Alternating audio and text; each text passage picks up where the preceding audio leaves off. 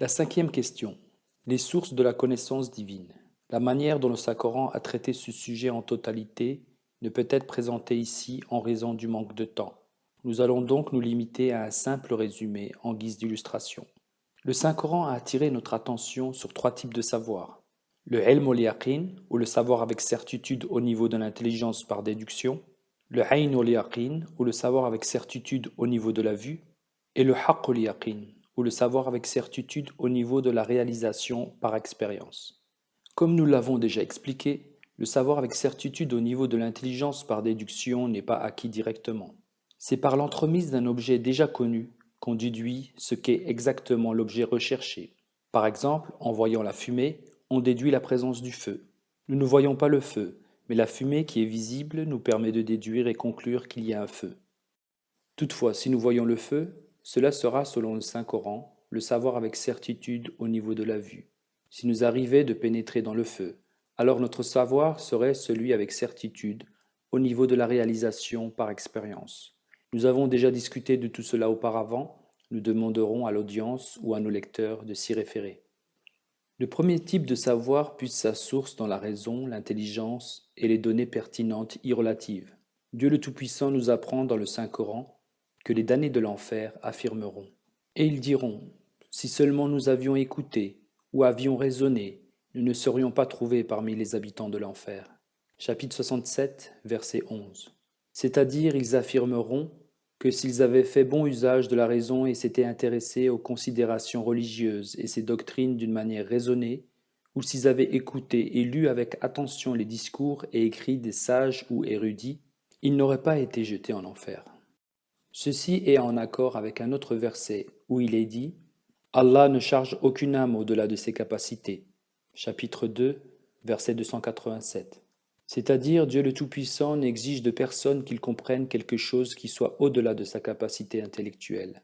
Il a en fait seulement présenté ces doctrines qui sont compréhensibles par l'homme afin de ne pas lui imposer quelque chose hors de sa portée. Ces versets nous indiquent qu'on peut également acquérir le savoir avec certitude au niveau de la raison par le truchement de lui aussi. Par exemple, nous n'avons jamais visité Londres, mais nous en avons entendu parler. Dans ce cas précis, peut-on prétendre que tous ceux qui ont vu Londres racontent des mensonges? Prenons un autre exemple. Nous n'avons pas vécu au temps de l'empereur Alamgir, ni ne l'avons-nous vu. Peut-on pourtant avoir des doutes sur le fait qu'Alamgir était bel et bien un empereur moghol? Comment est-on parvenu à cette certitude? C'est à force d'en entendre parler.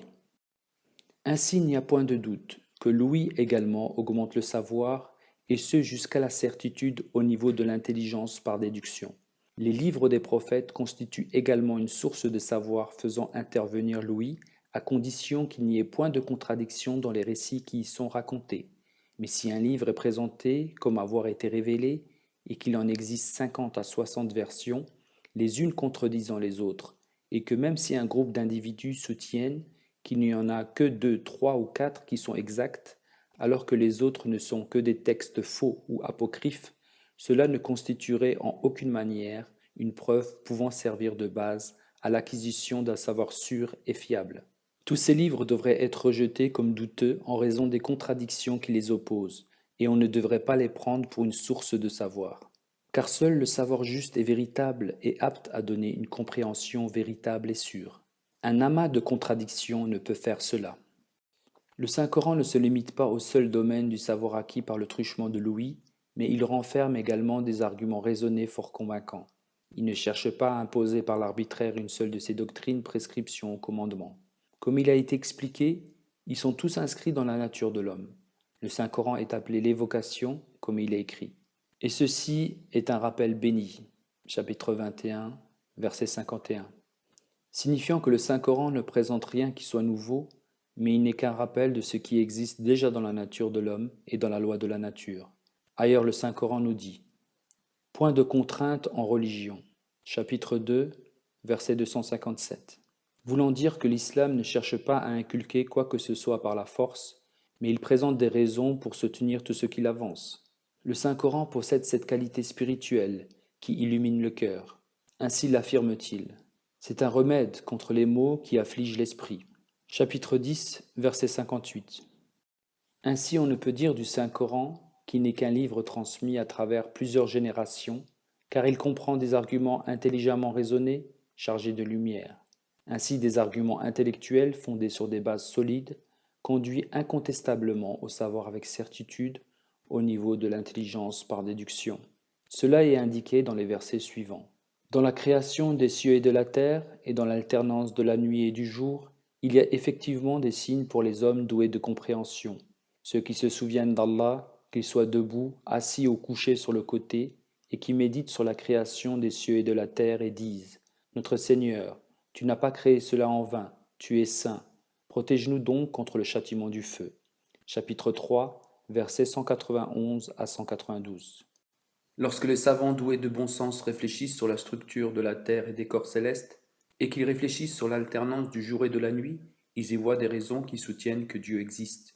Sur ce, ils cherchent l'aide de Dieu pour en savoir plus, et ils se rappellent de Dieu, étant debout, assis ou allongés sur le côté, ce par quoi leur intelligence s'est affinée. Et leurs réflexions sur la structure de la terre et des corps célestes les poussent à affirmer que ce système bien ordonné et intelligemment organisé n'a pas pu être créé sans raison quelconque, mais qu'il révèle en fait la manifestation des attributs de Dieu. Ainsi, reconnaissant la divinité du Créateur de l'univers, ils implorent « Ô notre Seigneur, tu es saint, et bien au-dessus des attributs indignes que te donnent ceux qui rejettent ton existence. Protège-nous donc contre le feu de l'enfer. » Signifiant que nier Dieu est l'enfer lui-même, et que tout réconfort et bonheur viennent de lui et du fait de le reconnaître. Celui qui ne reconnaît pas Dieu voit l'enfer en ce monde même. La nature de la conscience humaine. La conscience humaine, qui constitue aussi une source de savoir, a été appelée la nature humaine dans le livre de Dieu. Il est dit « Suis la nature faite par Allah, la nature selon laquelle il a façonné l'homme. » Chapitre 30, verset 31. Quel est le trait de cette nature? C'est de croire que Dieu est un, sans associer, qu'il est le créateur de tout ce qui est, ne connaissant ni la naissance, ni la mort. Nous avons décrit la conscience comme une source de savoir, avec certitude au niveau de l'intelligence par déduction, quoique apparemment dans ce cas-ci, l'intelligence ne passe pas d'un objet à un autre, comme elle le fait dans le cas de la fumée au feu. Pourtant ici également la raison passe subtilement de quelque chose à l'objet recherché, en ce sens que Dieu a doué chaque chose d'une qualité particulière, indescriptible par des mots, mais vers laquelle l'esprit est immédiatement attiré une fois que la chose est observée ou considérée avec attention. Cette qualité particulière est inhérente à tout ce qui est, comme l'est la fumée au feu, mais subtile. Par exemple, lorsque nous contemplons l'être de Dieu et que nous nous demandons ce qu'il doit être, notamment si Dieu doit prendre naissance, souffrir et mourir, sur ce immédiatement le cœur est tourmenté, la conscience choquée, et c'est avec mépris qu'elle rejette de telles absurdités, et proclame que Dieu, en qui reposent tous les espoirs, doit absolument être sans faiblesse, et qu'il est saint, parfait et puissant. Le moment que nous pensons à Dieu, nous percevons qu'il existe une relation parfaite entre Dieu et l'unicité, une relation si forte qu'elle surpasse celle qui intervient entre la fumée et le feu. Ainsi le savoir qu'on acquiert à travers la conscience est celui avec certitude au niveau de l'intelligence par déduction. Il existe cependant à un niveau supérieur le savoir avec certitude au niveau de la vue. À ce stade, il n'existe pas d'intermédiaire entre nous et l'objet de notre investigation. Par exemple, lorsque nous percevons une odeur bonne ou mauvaise par le biais de notre sens olfactif, ou un goût sucré ou salé par le biais de notre sens gustatif, ou la chaleur ou le froid par le biais de notre sens du toucher, tout cela est pour ainsi dire le savoir avec certitude au niveau de la vue. Concernant la connaissance de l'invisible et de l'au-delà, notre savoir atteint le degré de la certitude au niveau de la vue lorsque nous recevons directement des révélations et entendons de nos propres oreilles la voix de Dieu et voyons de nos propres yeux clairement et réellement les manifestations de Dieu. Sans aucun doute, nous avons besoin de recevoir des révélations directes afin de pouvoir réaliser cette compréhension parfaite, tant souhaitée et désirée au fond de notre âme. Si Dieu le Tout-Puissant ne nous a pas donné les moyens pour acquérir cette compréhension, alors pourquoi a-t-il créé au fond de nous le désir de l'acquérir? Peut-on être satisfait qu'en cette vie qui constitue notre seule mesure pour apprécier l'au-delà, nous devrions croire en Dieu le vrai, le parfait, le puissant et le vivant, sur la base d'histoires et de contes, ou encore, devrions-nous seulement nous fier au bon sens et à la raison, qui, comme nous le savons, sont défectueux et ont leurs limites? Les vrais amoureux de Dieu ne désirent-ils pas au fond de leur cœur jouir du plaisir de converser avec le bien-aimé, ceux qui ont tout sacrifié du monde pour l'amour de Dieu, qui se sont consacrés corps et âme à Dieu, doivent-ils se contenter de se plaindre dans un coin sombre, sans voir la face de ce soleil de vérité? N'est-il pas vrai que lorsque Dieu proclame « Je suis là », cela nous illumine d'une compréhension si grande qu'en comparaison, tous les livres imaginés ou écrits par les éminents philosophes ne valent absolument rien. Ces soi-disant philosophes, qui sont eux-mêmes aveugles, que peuvent-ils bien nous enseigner? En résumé, si Dieu le Tout-Puissant veut accorder à ceux qui le cherchent une compréhension parfaite, alors forcément, il doit avoir laissé ouvert la porte qui lui permet de converser avec eux. À ce sujet, Dieu à lui la gloire nous a enseigné la prière suivante dans le Saint-Coran. Guide-nous sur le chemin de ceux à qui tu as accordé tes faveurs. Chapitre 1, versets 6 à 7. Ici, les faveurs signifient les connaissances spirituelles acquises par l'entremise des révélations et des visions qui sont octroyées directement à l'homme. Ailleurs dans le Saint-Coran, il est dit « Sur ceux qui, ayant cru en Dieu, demeurent fermes, les anges de Dieu descendent pour les rassurer. Ne craignez rien, et ne vous désolez pas, et soyez heureux dans le paradis qui vous a été promis. » Chapitre 41, verset 31. Il est clairement mentionné ici que les serviteurs justes de Dieu reçoivent des révélations de Dieu dans des moments de crainte et de désolation, et que les anges descendent sur eux pour les rassurer. Ainsi il est dit. Pour eux, il y a la bonne nouvelle dans la vie d'ici-bas et aussi dans l'au-delà. Chapitre 10, verset 65. C'est-à-dire que les amis de Dieu reçoivent de bonnes nouvelles dans cette vie à travers la révélation et l'entretien avec Dieu, et ils feront la même expérience dans la vie future. Qu'est-ce que la révélation? L'on doit se rappeler que la révélation n'est pas l'idée qui vient à l'esprit d'une personne qui médite sur quelque chose, comme par exemple le poète qui, ayant déjà écrit la moitié d'un vers, cherche au fond de son esprit l'autre moitié, et son esprit la lui suggère. Ceci n'est pas ce qu'on appelle la révélation. Il est avant tout le fruit naturel de la réflexion. Lorsqu'une personne réfléchit sur quelque chose, bon ou mauvais, une idée irrélative lui vient normalement à l'esprit. Prenons le cas des deux poètes, l'impieux et véridique qui compose des vers pour soutenir la vérité, et l'autre méchant et vicieux qui soutient le mensonge et insulte les justes dans les vers qu'ils composent. Bien évidemment, ils écriront tous les deux un certain nombre de vers, mais il est fort possible que les vers écrits par l'ennemi du juste pour soutenir le mensonge soient de meilleure facture que ceux du poète pieux, tout simplement parce que le premier a une meilleure aptitude à composer des vers. Ainsi donc, si l'on devrait prendre l'idée qui vient à l'esprit d'un homme comme étant de la révélation, alors tout poète vicieux, ennemi de la vérité et du juste, qui écrit en toute imposture pour s'opposer à la vérité, on devrait le prendre lui aussi pour un récipiendaire de la révélation divine. De nombreux romans sont écrits dans un style parfait, et ils racontent des histoires somme toute fausses, mais écrites dans un style fluide et bien structuré. Cependant, peut-on dire de ces histoires que ce sont des révélations? Si l'on devrait comprendre par révélation une idée qui vient à l'esprit, alors un voleur également serait un récipiendaire de la révélation, car un voleur invétéré machine des combinaisons malhonnêtes, fort surprenantes, pour commettre son crime, et d'innombrables combines de rapinerie et de meurtre lui traversent l'esprit. Devrions-nous prendre tous ces desseins malsains pour de la révélation divine? Assurément non. Eux seuls pensent cela qui ne connaissent pas le vrai Dieu qui réconforte le cœur de ses serviteurs en conversant avec eux et qui donne la connaissance en matière spirituelle à ceux qui en sont peu familiers. Qu'est-ce que c'est donc que la révélation? C'est l'entretien vivant et puissant qu'a le très saint Dieu avec un de ses serviteurs qu'il a choisi et dont il a l'intention de faire son élu. Lorsque cet entretien débute d'une manière adéquate et satisfaisante, n'étant point souillé par le mensonge, et ne comprenant pas seulement quelques mots inadéquats et absurdes, mais donne plutôt un plaisir immense, étant tout empli de sagesse et de grandeur, alors assurément, c'est la parole de Dieu par laquelle il veut réconforter son serviteur et se manifester à lui. Parfois la révélation, incomplètement chargée de bénédictions, est octroyée en guise d'épreuve.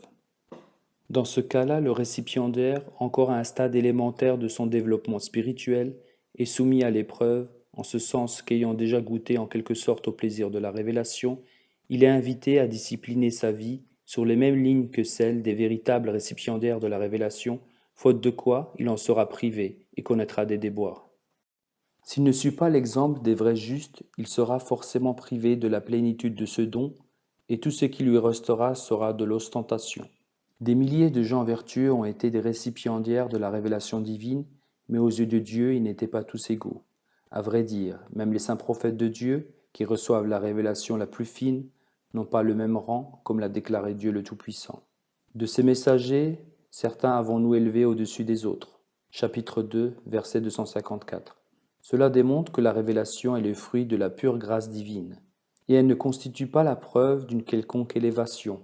L'élévation est en fonction de la véridicité, la sincérité et la fidélité du récipiendaire, et cela n'est connu que de Dieu. Si la révélation possède toutes les qualités bénies qu'elle doit avoir normalement, c'est qu'elle est aussi un des fruits de la véridicité, de la sincérité et de la fidélité. Il n'y a point de doute que si la révélation prend la forme où, d'une part, le récipiendaire pose une question, et d'autre part, Dieu y répond, et qu'il y a une suite de questions et de réponses, et que la révélation est marquée par la majesté et la lumière divine, et qu'elle révèle le savoir de l'invisible et donne une connaissance parfaite, alors elle est sans conteste la parole de Dieu. Il est essentiel que la révélation divine soit comme une conversation entre deux amis. De même, lorsque Dieu parle à son serviteur et que le serviteur pose une question, il doit recevoir une réponse délicieuse et éloquente, réponse dans laquelle sa pensée et son intelligence n'interviennent nullement. On peut comprendre que ce dialogue, cette révélation, sont la parole de Dieu. Un tel serviteur d'Allah est effectivement grand aux yeux de Dieu. Mais ce statut exceptionnellement élevé, à savoir celui d'être le récipiendaire de la parole de Dieu, est une faveur spéciale de sa part. Cette parole a la qualité de clarté et de pureté absolue, et elle n'est accordée à personne, si ce n'est ceux qui font des progrès continus dans la foi, le dévouement et les actions vertueuses. Ce phénomène comporte d'autres aspects dont la description nous dépasse. La vraie et sainte révélation dévoile les innombrables merveilles de la divinité. Très souvent, une lumière brillante est produite et l'accompagnant, une brillante et majestueuse révélation se fait entendre. Peut-il y avoir de meilleure faveur que celle où un récipiendaire de la révélation est amené à converser avec l'être qui a créé les cieux et la terre? En ce monde, on ne peut voir Dieu qu'à travers l'entretien qu'on a avec lui. La révélation, dont les caractéristiques viennent d'être décrites, n'a aucun rapport avec cette personne dont la condition fait qu'elle prononce une vaine parole, une phrase ou un vers, sans qu'il y ait conversation. À vrai dire, une telle personne est en train de subir une épreuve imposée par Dieu. Effectivement, il arrive que Dieu mette à l'épreuve un de ses serviteurs indolents et négligents, en ce sens qu'il prononce une phrase ou quelques mots, étant tous confus, ne sachant pas trop si cela vient de Dieu ou de Satan. Ayant vécu cette expérience, cette personne doit s'adonner à l'estirfar, c'est-à-dire la demande de pardon. Mais si un serviteur juste et vertueux devait avoir une conversation ininterrompue avec Dieu, et que dans un état de veille, il entende au moins 10 fois, sous la forme de questions-réponses, des paroles lumineuses, délicieuses, majestueuses, intelligentes, et ayant un sens, c'est-à-dire qu'il se soit enquis de quelque chose, et Dieu lui ait répondu, et ensuite, dans un état de veille, qu'il y ait fait une autre requête, et là également, Dieu lui ait répondu, et ainsi de suite au moins 10 fois. Si au cours de cette conversation, Dieu devait exaucer ses prières et lui donner des connaissances extraordinaires, normalement insaisissables, et devait l'informer sur les événements futurs et devait l'honorer maintes fois par son discours très clair, alors une telle personne devrait être très redevable envers Dieu le Tout-Puissant et se consacrer corps et âme à lui, plus qu'à tout autre, parce que Dieu, de par sa pure grâce, l'a choisi de parmi tous ses serviteurs, et a fait de lui un des héritiers de ces gens fidèles et dévoués qui l'ont précédé. Cette faveur, on ne peut plus rare, est le comble du bonheur. Lorsque cette faveur est octroyée à l'homme, toutes les autres faveurs lui apparaissent insignifiantes. Un trait distinctif de l'islam. L'islam a toujours produit des gens de ce rang. C'est en islam seulement que Dieu se rapproche de son serviteur, lui tient conversation et parle en son fort intérieur. Il fait de son cœur le siège de son trône, et de l'intérieur, il l'attire vers le ciel. Il lui donne toutes les faveurs déjà accordées à d'autres qui l'ont précédé. Il est déplorable que le monde aveugle ne réalise pas à quel point un homme peut se rapprocher de Dieu. Eux-mêmes, ils n'avancent pas dans cette voie, mais si quelqu'un d'autre le fait, soit ce dernier est pris pour un incroyant, ou bien il est déifié et mis à la place de Dieu. Ce sont là deux grands mots provenant soit d'un extrême, soit d'un autre. L'homme intelligent ne doit pas manquer de détermination et de volonté, et il ne doit pas persister à nier le fait qu'un rang si élevé puisse être accordé à quelqu'un, ni ne doit-il dénigrer ce dernier, et encore moins le déifier. Lorsque quelqu'un atteint ce rang très élevé, Dieu le Tout-Puissant a une telle relation avec lui que l'on pourrait dire qu'il l'a recouvert du manteau de sa divinité, et cette personne-là devient pour ainsi dire un miroir dans lequel on peut voir Dieu. C'est la raison pour laquelle le saint prophète, sur lui la paix et les bénédictions de Dieu, a dit « Celui qui m'a vu a vu Dieu ». C'est là la dernière étape marquant le progrès spirituel de l'homme en ce monde, étape où il est tout à fait comblé. L'auteur est un récipiendaire de la révélation divine. Je ferais preuve d'une grande injustice à l'égard de mes congénères si à ce point je ne déclarais pas que par la grâce divine, le statut que je viens de décrire m'a été conféré et que j'ai été honoré par ce type d'entretien dont les caractéristiques ont été décrites précédemment en détail, et ce, afin que je puisse donner la vue aux aveugles, guider les chercheurs qui sont en quête du Dieu unique, et annoncer à ceux qui reconnaissent la vérité la bonne nouvelle que cette sainte fontaine, dont beaucoup parlent, mais que très peu atteignent, existe bel et bien. Je vous assure que la rencontre avec Dieu, synonyme de salut et de bonheur éternel, ne peut se faire sans l'aide du Saint-Coran. Puissent les gens voir ce que j'ai vu, entendre ce que j'ai entendu, et délaisser les histoires vaines pour courir vers la vérité. L'eau purifiante qui dissipe les doutes, le miroir qui rend visible l'être suprême, n'est autre que l'entretien avec Dieu, cet entretien que je viens de décrire. Que celui dont l'âme cherche la vérité se lève et se mette en quête. Je vous le dis en toute franchise, si les âmes étaient réellement avides de chercher Dieu, et si les cœurs étaient réellement assoiffés, alors sans aucun doute les gens chercheraient cette voie. Comment peut-on découvrir cette voie et comment peut-on soulever le voile? Je vous assure, vous les chercheurs, que seul l'islam vous donne la bonne nouvelle, que cette voie est ouverte. Les autres peuples ont depuis fort longtemps fermé la porte de la révélation. Soyez-en sûrs cependant que cette porte n'a pas été fermée par Dieu lui-même, mais ce sont les hommes qui en ont fait une excuse parce qu'ils n'ont pas réussi à l'atteindre.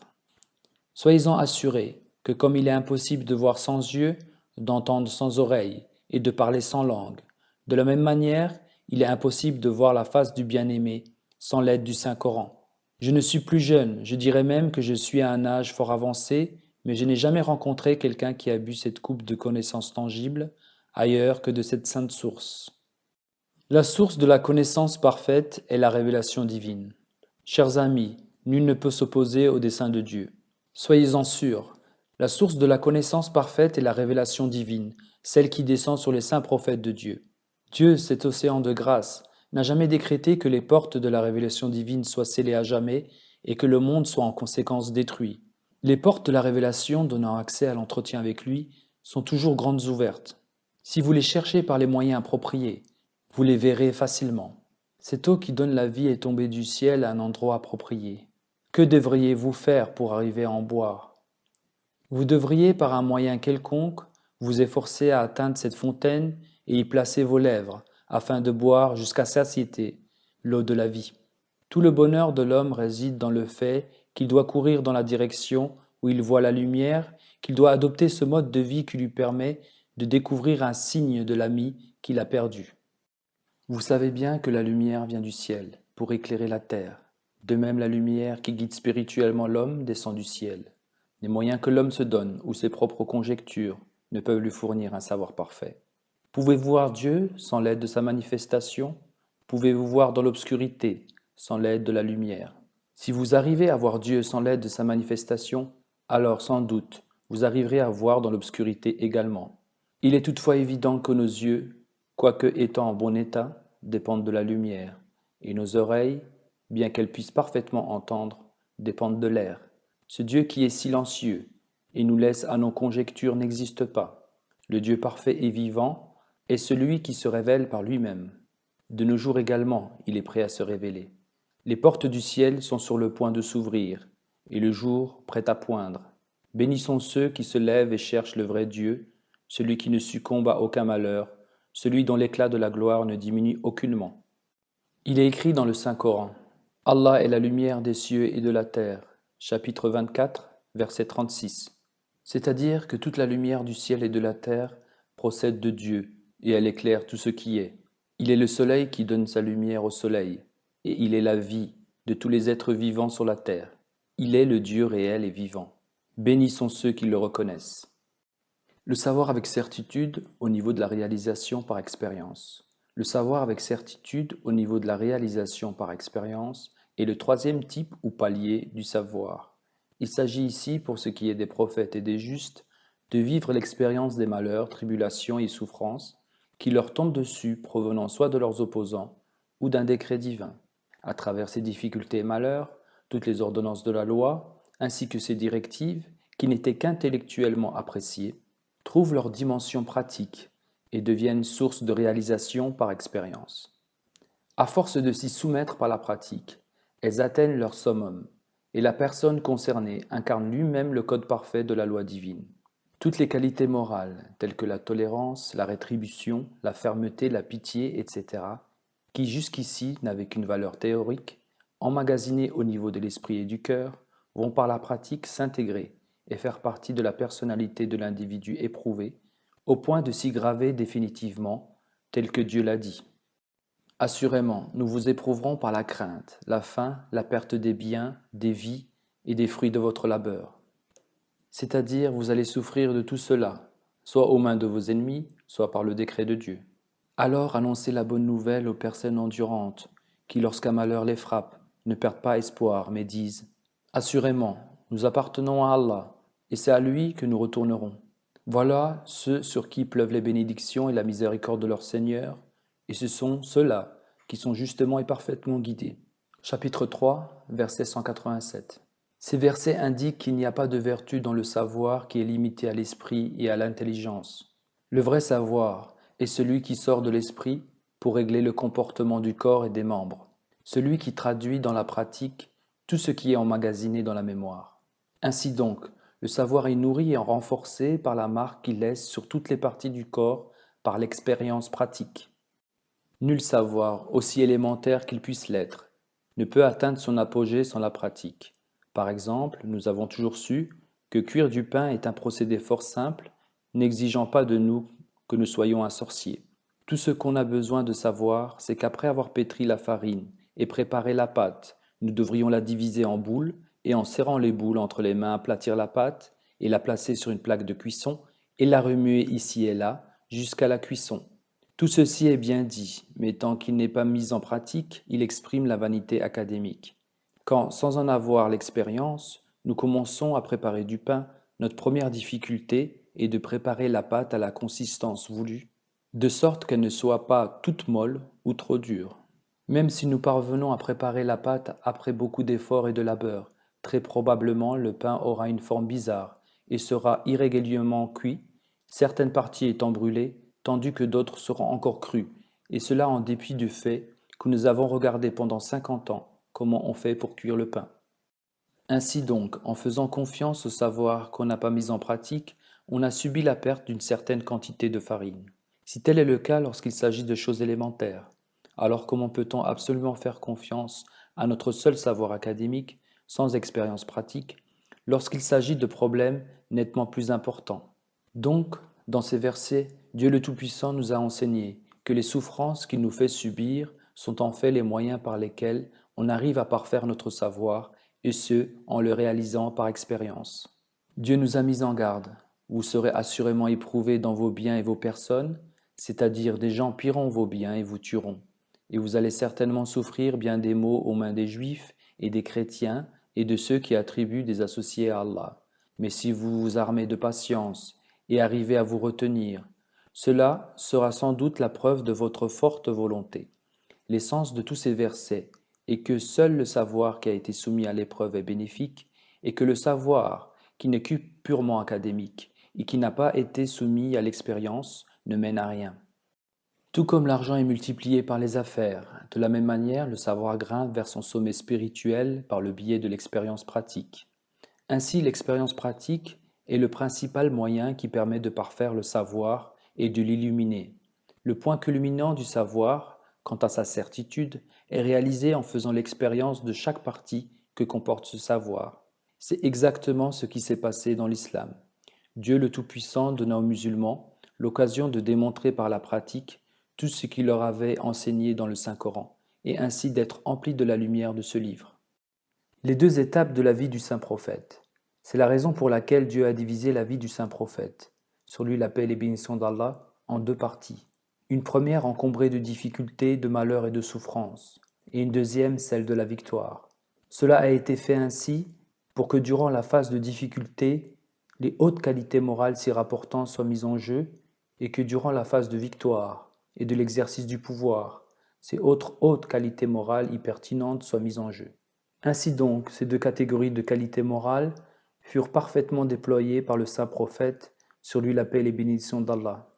Durant la période des épreuves à la Mecque, qui s'échelonnèrent sur 13 années, le saint prophète, sur lui la paix et les bénédictions d'Allah, eut l'occasion de mettre en œuvre et en évidence toutes ces hautes qualités morales, telles que la confiance en Dieu, la parfaite sérénité en face des malheurs, l'accomplissement constant et zélé des obligations et le courage téméraire. En voyant sa fermeté dans l'adversité, bon nombre d'incroyants crurent en lui. Ainsi donc ils témoignèrent que nul ne peut démontrer une telle fermeté et endurance face à l'adversité, si ce n'est celui qui a une confiance absolue en Dieu. Au cours de la deuxième phase, à savoir celle de la victoire, de la prospérité et de l'exercice du pouvoir, il déploya les hautes qualités morales que sont la tolérance, le pardon, la bienfaisance et le courage, si bien qu'un grand nombre d'incroyants crurent en lui en le voyant.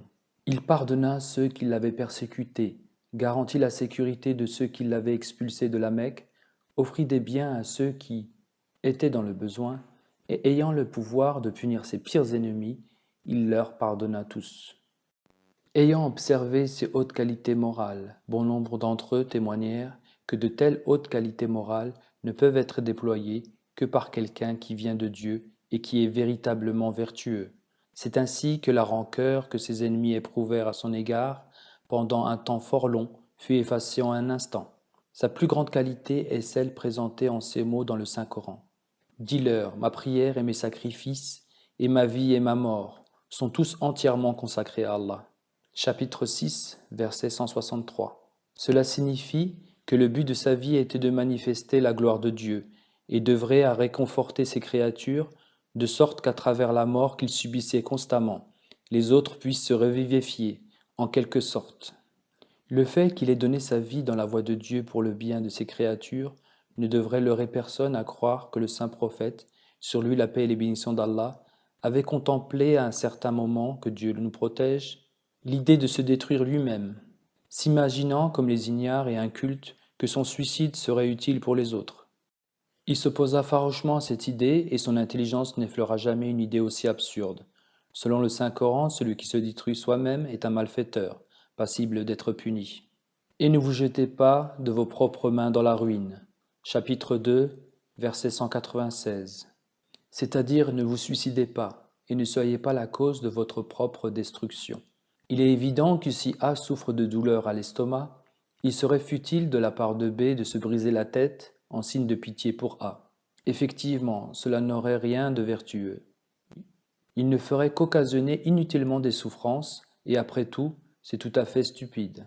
Dans de telles circonstances, la vertu consisterait en ce que B prenne soin de A de la manière la plus appropriée et sensée qui soit, comme par exemple lui procurer assistance médicale. En se brisant la tête, B n'aidant rien A.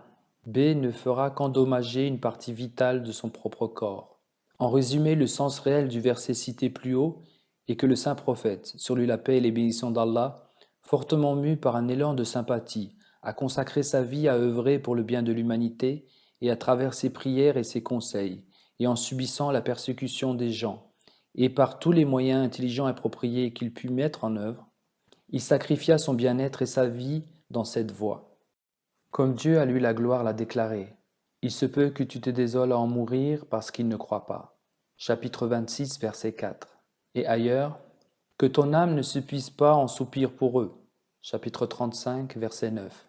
Ainsi, la manière intelligente de sacrifier sa vie pour les biens des hommes, c'est d'accepter de souffrir pour les servir en se conformant à la généreuse loi de la nature et de consacrer son temps à mettre sur pied des projets qui visent à les aider. Et certainement, ce n'est pas en se brisant la tête ou en absorbant quelques granules de strychnine, parce que ses congénères sont dans un état lamentable à cause de leurs propres fautes, qu'on pourra leur offrir le salut. Agir ainsi n'est pas digne d'un homme, mais d'un poltron.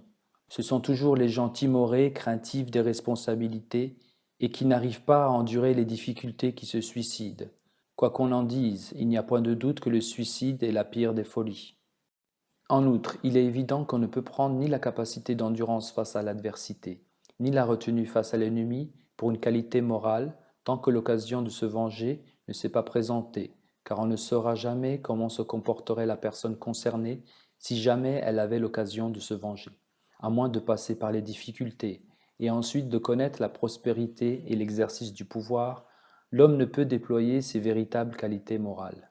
Il est évident qu'on ne peut dire de quelqu'un qui passe sa vie dans la pauvreté, l'indigence, l'incapacité d'accomplir quoi que ce soit, et qui n'arrête pas de subir la persécution des hommes, et qui, d'autre part, n'a jamais connu la prospérité et exercé le pouvoir, eh bien, on ne peut dire de cette personne qu'elle a de hautes qualités morales.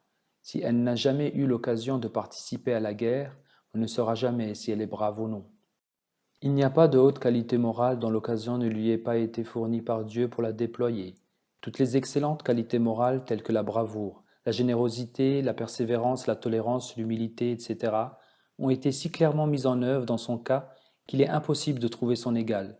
Cependant, il est vrai également que ceux qui l'avaient persécuté à l'extrême, voulant anéantir l'islam, ont été châtiés. Dans leur cas, renoncer au châtiment serait équivalent à laisser mourir les justes aux mains de leurs ennemis. Pourquoi le saint prophète fit-il la guerre?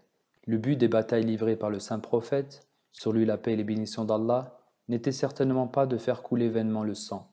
Les musulmans furent expulsés de leur maison ancestrale, et bon nombre d'hommes et de femmes innocents furent martyrisés, et malgré cela, les malfaiteurs n'étaient pas prêts d'arrêter leurs méfaits, et sans cesse, ils entravèrent le progrès de l'islam. Dans ces conditions, la loi divine régissant la sécurité exigeait la défense des persécutés contre la destruction totale. Ainsi ceux qui tirèrent l'épée furent combattus par l'épée. Donc ces guerres visaient à combattre le mal et à extirper le mal qui sévissait au fond des meurtriers invétérés. Elles eurent lieu à un moment où les malfaiteurs étaient déterminés à détruire les justes. Dans ces conditions, si l'islam n'avait pas eu recours à des mesures de défense, des milliers de femmes et d'enfants innocents auraient été massacrés et l'islam aurait été complètement rasé de la surface de la terre. C'est une grande erreur de la part de nos opposants de croire que la loi révélée ne doit en aucune circonstance inculquer la notion de résistance à l'ennemi et qu'elle doit toujours prescrire l'amour, la pitié, l'humilité et la douceur.